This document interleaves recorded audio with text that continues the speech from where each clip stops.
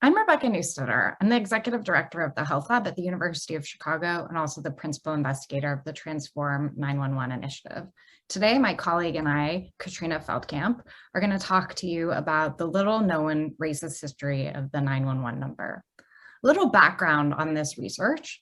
I've been doing work in the 911 space for many years, and for all of this time, I had always heard the story of the very first 911 call that was made in February of 1968 in Haleyville, Alabama. The red telephone that was used in that very first phone call is featured prominently at a museum in Haleyville, Alabama. There's a festival that happens every single year in Haleyville, Alabama, in tribute to being the town that was able to first launch the 911 system. And it occurred to me while I was working on 911 and thinking about the first phone call made to 911 in 1968 in Alabama, is that there were a lot of things happening in Alabama in 1968. And I really wanted to understand this history further. And in doing so, I thought that there might be a way that we could appreciate the fuller, richer history of how 911 was set up by going through archival research. So I reached out to my dear friend and old colleague, Katrina Feldkamp, who's an incredibly talented archival researcher and a wonderful legal scholar. And I asked her if she would be willing to take a journey with me into the 911 archives to see what we could find and what we could learn. And we're going to share with you today a little bit of what we found in that journey, which really demonstrates that 911 was established in order to serve in many of the ways in which it does today, and that there was a decision at the outset in developing 911 to couple care with enforcement. And so through the Transform 911 initiative, we are trying to use this history in order to transform 911 to decouple enforcement and care and to try to center care. And in doing so, we want to use this history as a guiding post. So I'll pass it over to Katrina to share with us a little bit about this history. But first off, Katrina, maybe you can share, why did you agree to take this journey and to look into this with me? Well, thank you, Rebecca. Aside from the pleasure of getting to work on such an interesting project with you, the reason I wanted to do this work is because of the clear connection you drew between the way 911 is often used today to enforce racist notions of order and what was going on in our country at the time that the 911 system was launched. And when you and I first spoke about that history, and it sort of became clear that there wasn't a lot of detail out there about why 911 was formed, what folks were thinking when it was launched, I wanted to dig into that and really test this hypothesis that you and I had, that it would be connected to Jim Crow laws at the time and the way that police were being used to enforce segregation and racist notions of order. And as we'll talk about a bit today, that's sort of what we found. Are we ready to dig in? Yeah, please. Thanks, Katrina. Awesome. So I want to start by grounding us in sort of this common understanding of 911 that Rebecca began speaking about. So 911 has been one of the most successful PR campaigns of all time. I think I learned in kindergarten that 911 is the number that you call in an emergency, and it has saved countless lives. It's often associated with that. As Rebecca mentioned, one of the core components of 911 is connecting people to care. But 911 also often deploys police to situations that they are ill-equipped to respond to. And as many of us well know, situations where escalation from an armed officer can be inappropriate and harmful. Worse, some 911 calls are made to enforce racist notions of order and to deploy the police when someone with power or privilege thinks that a Black American or another person of color or a marginalized community member is deviating from that concept of order. And just in the last couple of years alone, we can think of the cases of Christian Cooper or of Elijah McClain. And we look at Elijah McClain's case and we can see how a 911 caller making a call for that reason can be deadly. So the result is that 911 is often weaponizing officers as tools of social and racial bias. and in turn, fueling mass criminalization and, in many instances, police violence. And Rebecca, you actually led a study that broke down calls and found where they were coming from. Can you say more about that? Yeah, absolutely. What we've described in many other parts of the Transform 911 project is that there's unfortunately no national data collection that gives us information about why people are calling 911 or how many people call 911 every single year or what happens when people call 911. So colleagues and I undertook a 2-year study of 5 major US cities. We looked at almost 4 million, 3.9 million 911 calls for service to the police. And what we found was the majority of these calls were for non-emergency and non-criminal issues. Upwards of 75% of the calls were not a public safety or an emergent issue. And that the vast majority of the calls had to do with low-level kinds of things that would often be described as quality of life disorders, noise complaints, parking issues, blocked driveways, and issues stemming from people who were considered to be unhoused and causing calls for service to the police. That's right. And as I mentioned at the beginning, you and I were sort of looking at that pattern and sort of our knowledge in our professional spaces that that's often what goes on, and connecting it back to the history that we've been told, which is that, you know, this positive motive for launching the 911 system. Many of us are familiar with the concept of those positive motives, can sort of intuit, even if you aren't familiar, that the system was launched to help people, to help folks access emergency services more easily. And back in the 60s, it was really hard to get a hold of emergency services. Before 911 was launched, you had to know what jurisdiction you were in, all of the numbers for the emergency services in that jurisdiction. And if you traveled even a few miles, I mean, in some instances, even if you crossed the street, it could all change and you had to know a different number in order to get help. And a number of groups were rightfully concerned about this. And they began recommending one universal emergency services number to address these issues and to decrease emergency response times. And some of the reasons cited were, look, if we can get emergency services to people quicker, we can reduce deaths and injuries, we can probably prevent fires from spreading, we can even prevent robberies. So there were a lot of those positive motives there. And many of the histories of 911 that Rebecca and I found as we began to look into this credit those positive motives. We saw that there were recommendations by the National Association of Fire Chiefs and the National Academy of Sciences. And we also saw that President Lyndon B. Johnson's Kerner Commission, which studied law enforcement and the administration of justice, was most often credited for creating 911 because they issued a recommendation that it be launched in response to some of these concerns. But as I mentioned a little bit ago, Rebecca and I were skeptical that that was the only motive. We knew what else was going on in the 60s, and we were curious, what was the history around the Johnson administration recommending this emergency services number? And we learned through our research that the motives for launching 911 were actually not so benevolent, and that the motives that actually got it across the finish line were based in totally different concerns. So the histories that credit LBJ's administration are not entirely wrong. His administration was responsible, but not for the reasons we've been told. In reality, 911 was created as a tool to suppress protests by Black communities against segregation, institutional racism, and police violence. Protests that were labeled by law enforcement and others as civil disorder. Now, this was not the first effort to create a universal emergency services number. As I mentioned on the last slide, there were a lot of positive motives and a lot of folks demanding this be done for the right reason. It was, however, unfortunately, the first effort that had the political and the commercial will to get across the finish line. So even with those positive, care-oriented motives in place, it wasn't until the administration had this push to address civil disorder that they had the power they needed to actually launch the system.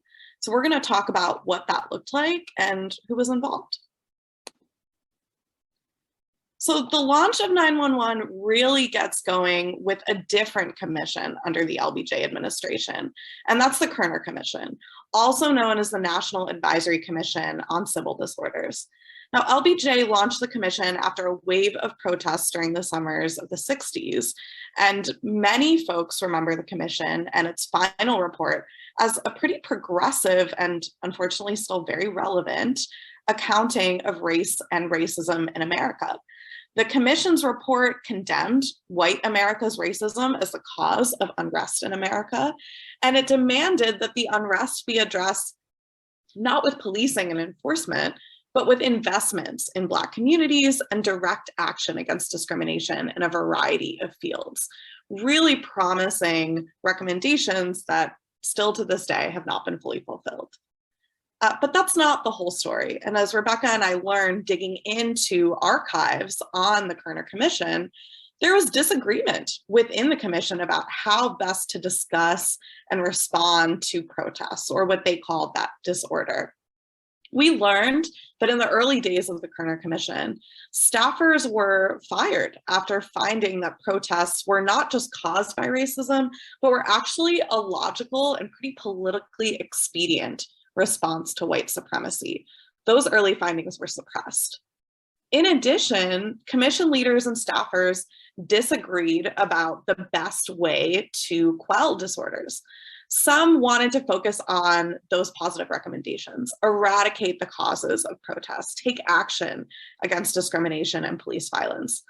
But others wanted to invest in increased police capacity to swiftly and strongly suppress protests when they occur. And that's where the story of 911 begins. So one section of the report that really captures this tension between different members of the commission is a supplement that has been left out of most published copies of the report. And that's the supplement on the control of disorder. This supplement really focused on expanding police capacity and militarizing the police to suppress protests, including by recommending that they receive riot control training and equipment, that they send intel officers into Black communities and movement spaces to collect information, and then use that information to undermine those movements. We are still seeing remnants of these recommendations in training for law enforcement officers today. And this was actually ultimately converted into a training program that the Department of Justice supports giving law enforcement officers across the country even now. So the Commission's Associate Director for Public Safety, who you can see here on this slide, Arnold Sagalin, led the work on the supplement. He was a complicated person. He really straddled the line between the Commission's two opposing views. He had spent a great deal of time in both domestic and international law enforcement, and he drew on that experience and talked to his contacts abroad when he was doing his work on the Commission and on this supplement in particular. One of those contacts from his days in international law enforcement, a man named John Longan, reached out to Sagalin about a universal emergency services number that the US had actually funded in Caracas, Venezuela. That number linked police forces together and enabled them to more quickly surveil militant groups and conduct counterinsurgency work. Longan briefed Sagalin on this number during the Commission's early days and offered it up as a way to respond to civil disorder. And Sagalin ran with it. Sagalin really ran with this number as a way to address disorder. Now, at the time, AT&T had a virtual monopoly on the telephone, something that would have to be a core part of creating this universal emergency services number. So Sagalin teamed up with the Federal Communications Commission and with their Commissioner of Defense, Lee Lovinger, as well as their chairman, Rosal Hyde, to reach out to AT&T about launching the number and really increasing the usefulness of the telephone as a response to protests. The three began working together very quickly. And in comments to the House of Representatives around that time, they shared that this universal emergency services number would help the public and the telephone be more useful in the event of civil disorders. Just a few months after those comments were submitted, Hyde and Lovinger from the FCC spoke with the Wall Street Journal to publicly announce and introduce the new system. They shared that it ultimately got a boost as a result of the civil disorders of the 60s, particularly the protests of 1967. And shortly thereafter, the first Haleyville call took place, and AT&T began rolling out the 911 number in select cities. I do want to point out that the Haleyville call was actually not connected to the AT&T network and was sort of the work of one pioneering man in that town, but that's a totally different, very interesting story for another video. So in many cases, the 911 number just deployed police at first. And this was really tied to the motive of addressing civil disorder. And there were a lot of early concerns about this. First, there were concerns about how the number would be used and what it would lead to in terms of civil enforcement. In an address to Congress, LBJ acknowledged and owned that the number would increase arrests and enable police to more quickly respond to civil unrest. But his own administration was concerned about this. His commissioner, Lovinger, warned him that the number would increase arrests in a way that was not addressing emergencies, and that it would expand the use of the police. Also that it would increase police deployment for things that police were not necessarily equipped to respond to. And Lovinger was right. I mean, just look at New York City as one example. We've included some data on this slide. So New York City adopted 911 in 1968 just for police, and over half of the new calls were for non-emergencies. So things that police were not necessarily the right folks to respond to, but police deployment increased by 7.5%. So that's just one example of this impact. But LBJ didn't listen to Lovinger's concerns, didn't listen to the impacts that this number was having nationwide. He barreled forward, and the number continued to be rolled out to municipalities around the country. So that's the story of how we got 911 and how it was launched in 1968. But there are a lot of parallels between the moment that led us to the creation of 911 and the moment we're in now, particularly after the widespread protests of 2020. So let's look at the context of 1968. 1 month after the Kerner report was published, making all these recommendations that racial discrimination needed to be addressed, and 1 month after President Johnson's address about the 911 number, Martin Luther King Jr. was assassinated, setting off a new wave of unrest that continued through the summer of 1968. And the nation was faced with a choice as a result. They could continue the path of Sagelin's supplemental committee on disorders and the recommendations included in that report, and they could wield the police to suppress civil unrest. They could continue with the recommendation of 911 being used as a tool to more quickly deploy the police and attempt to suppress protests that way. Or they could take the Kerner report's more progressive recommendations to heart and address the underlying root causes of civil unrest. Fortunately, white America responded to the Kerner Commission's report with massive backlash. Over 50% of white Americans condemned the report's findings, and as a result, President Johnson was so embarrassed that he refused to ever discuss the report publicly. And that backlash really fueled the law and order rhetoric that carried Nixon into office that fall. It also resulted in massive funding for law enforcement and the disorder control training that I mentioned earlier in this video. And it meant that there wasn't funding meaningfully invested in the root causes of discrimination, police violence, and racial inequity. In fact, there really wasn't a lot of guidance or funding or really thoughtful approaches to rolling out 911 at all in 1968. And as a result, 911 became a tool of care in some instances, but of enforcement in a large number of instances, and of deploying police as agents of racist violence. Similarly, last year, as nationwide protests broke out in response to the racist police killings of George Floyd and so many others, there was talk of launching a new emergency number for 988. We may see similar issues here if we don't learn from our past. Right now, we don't have a lot of funding or guidance for the effective use of 988.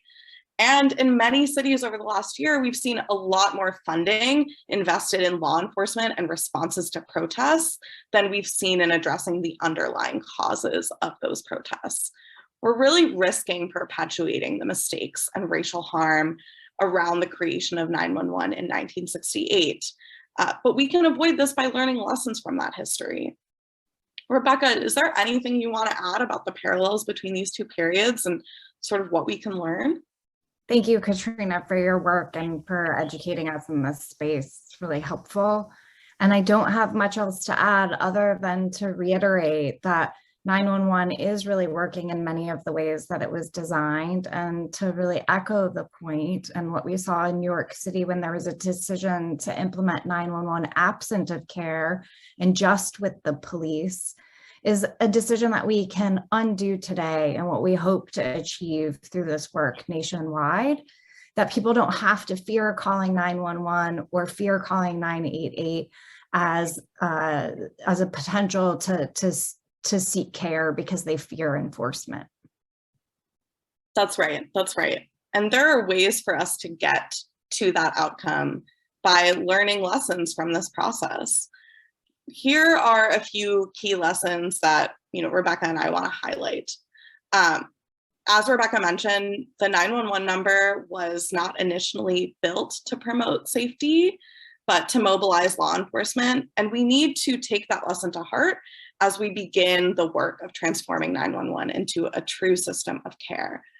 That not only means understanding those origins, but centering impacted communities and centering the impact that lack of funding can have.